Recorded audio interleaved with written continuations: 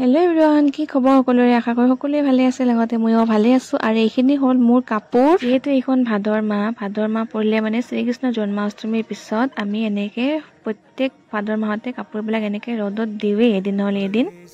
বোলে কাপোৰখিনি নষ্ট হয়, কিমান সঁচা এইটো কথা মই নাজানো বাৰু, কিন্তু এই কথাটোত ভগৱানৰ কথা উল্লেখ হয় কাৰণে মই বিশ্বাস কৰোঁ, কাৰণ মই ভগৱানক বহুত বিশ্বাস কৰোঁ। আৰু আজি ইমান ৰ'দ দিছে, সেইকাৰণে বেছি টাইম ৰখা নাই, অলপ টাইম ৰাখি ঠাণ্ডা কৰি কাপোৰখিনি আৰু নিজৰ জেগাত ধুনীয়াকৈ শাৰী এনেকৈ ভাঁজ কৰি থৈছোঁ। আৰু এইখন হ'ল এখন মোৰ বেলেগ চাদৰৰ বুটা বান্ধা মানে কমপ্লিট হৈছে। আৰু এটা নিয়ম হ'ল তালৰ পিঠা খোৱাটো, সেইকাৰণে খুৰী আৰু বৌ ইফালে খুন্দি আছিলে আৰু মা ইফালে পিঠা ভাজি আছে।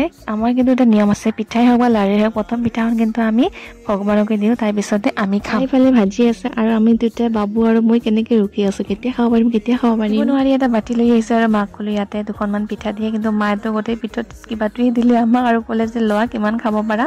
আৰু আমি ল'লো আৰু প্ৰথমতে খালে বাবু, তাৰপিছত খাম মই তালৰ পিঠা খোৱাত যেন কিন্তু গোন্ধটো বহুত ভাল লাগে মোৰ। বাৰু ইয়াতে সামৰিছোঁ, যদি ভাল লাগিছে লাইক এটা কৰি দিব, লগতে চেনেলটো ছাবস্ক্ৰাইব কৰি দিব। বাই।